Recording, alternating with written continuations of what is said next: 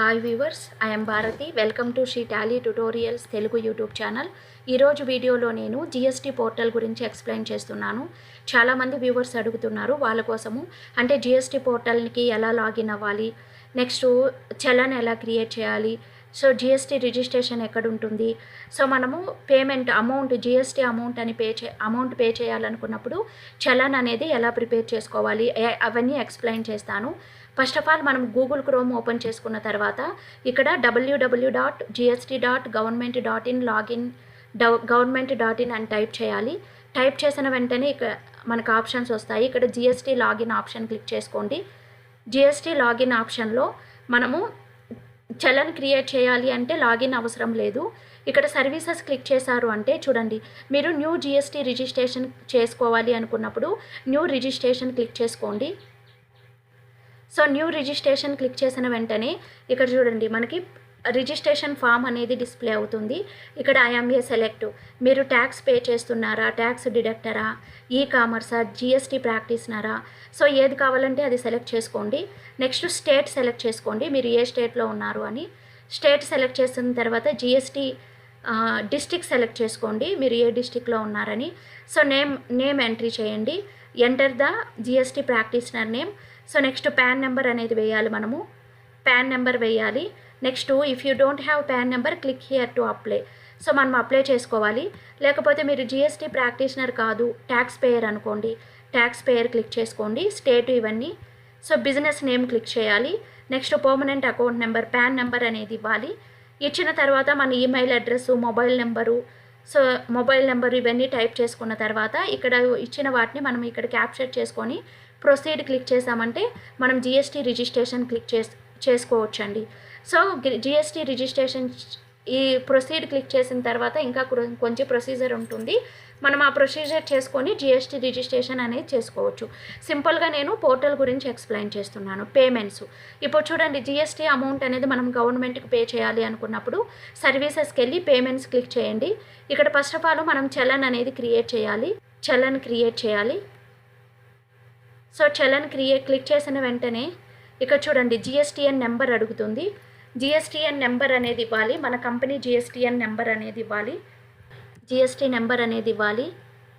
Next ఇక్కడ type the characters, so పైన ఇక్కడున్న క్యారెక్టర్స్ మనం టైప్ చేయాలి కరెక్ట్గా. 292198 టైప్ చేసిన తర్వాత ప్రొసీడ్ క్లిక్ చేయాలి. ఇన్వాల్యూడ్ జిఎస్టీ నెంబర్ అని వస్తుంది. సో మనం కరెక్ట్ నెంబర్ టైప్ చేస్తేనే అది డిస్ప్లే అవుతుందండి. నెక్స్ట్ ఇక్కడ మనము నెంబర్ అనేది ఇక్కడ కింద ఇచ్చారు కదా, ఆ నెంబర్ క్యాప్చర్ చేసుకోవాలి. 790353 ఇలా క్యాప్చర్ చేసుకున్న తర్వాత ప్రొసీడ్ క్లిక్ చేయాలి. ప్రొసీడ్ క్లిక్ చేసిన వెంటనే ఇక్కడ చూడండి రీజన్ ఫర్ చలన్ అని వస్తుంది. Monthly payment or quarterly return, any other payment. So ఏది మీరు మంత్లీ పేమెంట్ చేయాలనుకుంటున్నారా, అదర్ రిటర్న్. సో నేను రీజన్ ఇది క్లిక్ చేసుకుంటున్నాను. ఫినాన్షియల్ ఇయర్ సెలెక్ట్ చేసుకోండి, పీరియడ్ సెలెక్ట్ చేసుకోండి. ఇక్కడ సెలెక్ట్ చేసుకున్న వెంటనే చలన్ టైపు, నేను సెకండ్ వన్ సెలెక్ట్ చేసుకుంటున్నాను, challan and self assessment bases.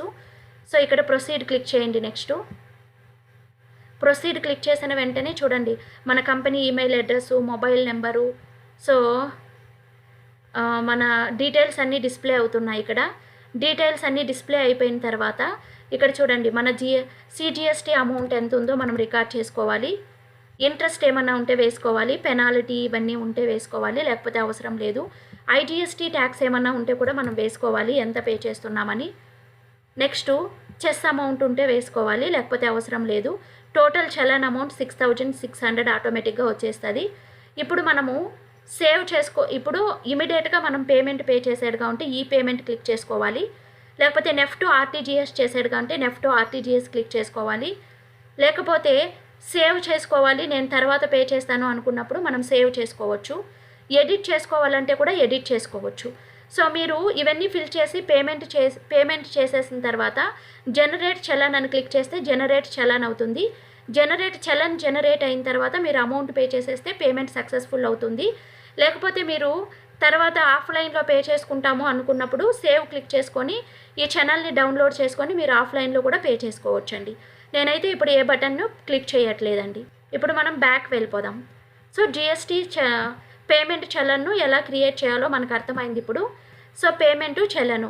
Suppose మనం చలాన్ క్రియేట్ చేసిన తర్వాత మనం దాని స్టేటస్ చెక్ చేసుకోవాలి అంటే ఇక్కడ పేమెంట్స్కి వెళ్ళి చూడండి, చెక్ చలాన్ క్రియేట్ చలాన్ మళ్ళీ ఇక్కడ క్రియేట్ చేసుకోవచ్చు. ట్రాక్ స్టేటస్ మనము సో స్టేటస్ని ట్రాక్ చేసుకోవచ్చు. ట్రాక్ పేమెంట్ స్టేటస్ అని క్లిక్ చేసుకున్నామంటే మనకి డీటెయిల్స్ వస్తుంది. ఇక్కడ జిఎస్టీ నెంబర్ వేసుకోవాలి. ఇక్కడైతే మన చలన్కి ఒక సిపిఎన్ నెంబర్ వస్తుంది. ఆ సిపిఎన్ నెంబర్ వేసామంటే ట్రాక్ స్టేటస్ క్లిక్ చేసామంటే మన స్టేటస్ అనేది ట్రాక్ అవుతుందండి.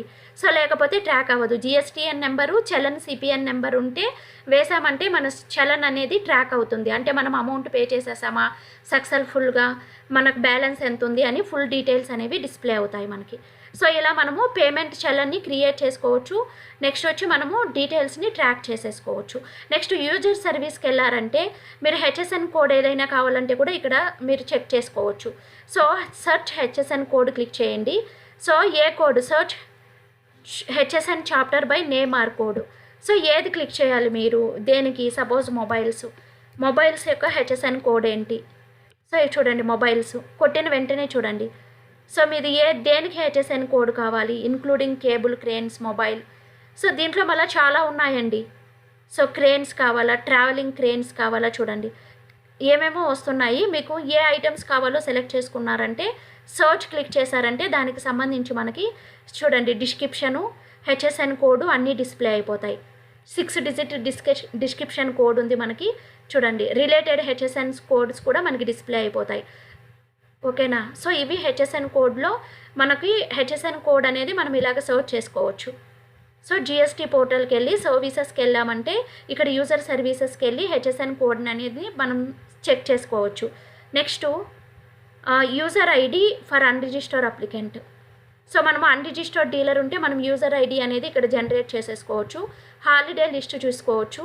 సో జిఎస్టీ ప్రాక్టీషనర్, ఇక్కడ లోకల్ జిఎస్టీ ప్రాక్టీషనర్ ఎవరెవరు ఉన్నారని ఇక్కడ క్లిక్ చేసాము అంటే మనకి ఇక్కడ ఐడి క్లిక్ చేసామంటే జిఎస్టీఆర్ మన ఏరియాలో ఎంతమంది జిఎస్టీ ప్రాక్టీషనర్ ఉన్నారో వాళ్ళ డీటెయిల్స్ అన్నీ మనకి డిస్ప్లే అవుతాయండి. So next refunds. సో మనకి ఐటీసీ అనేది రీఫండ్, మనం ట్యాక్స్ కట్టింటాం కదా, ఆ ఐటీసీ అమౌంట్ని మనం రీఫండ్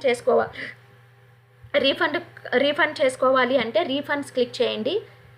రీఫండ్స్ క్లిక్ చేసిన వెంటనే ఇలా వస్తుంది. మనం రీఫండ్కి అప్లై చేసాము, ఆ అప్లికేషన్ని ట్రాక్ చేసుకోవాలంటే ట్రాక్ అప్లికేషన్ స్టేటస్ క్లిక్ చేయండి. అంటే మనకి రీఫండ్ ఇంకా మనము ట్యాక్స్ కట్టింటాం కదా, ఆ అమౌంట్ మనకి తిరిగి రావాలని రీఫండ్ అప్లై చేసుకొని ఉంటాము. ఇంకా రీఫండ్ రాలేదు మనకి.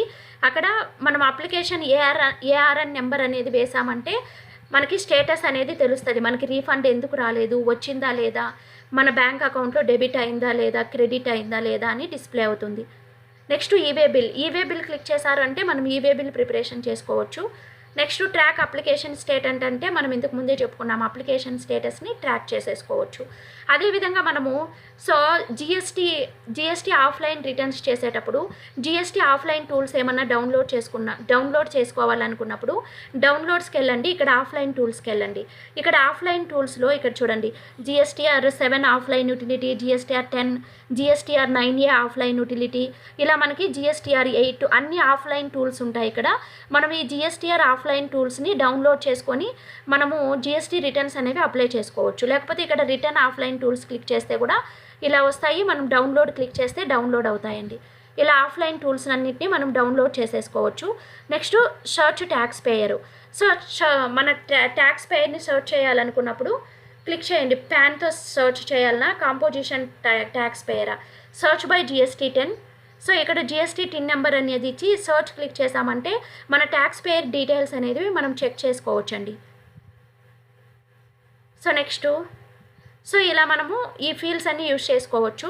నెక్స్ట్ మనము ఆన్లైన్ రిటర్న్స్ చేయాలి అనుకున్నప్పుడు మన పోర్టల్కి లాగిన్ అవ్వాలి, మన GST పోర్టల్కి లాగిన్ అవ్వాలి. లాగిన్ క్లిక్ చేసి మన కంపెనీ యొక్క యూజర్ నేము, పాస్వర్డ్ ఇచ్చి లాగిన్ అయ్యామంటే మనం ఆన్లైన్ రిటర్న్స్, ఆఫ్లైన్ ఫైల్స్ అనేవి అప్లోడ్ చేసుకొని రిటర్న్స్ అప్లై చేసేసుకోవచ్చు.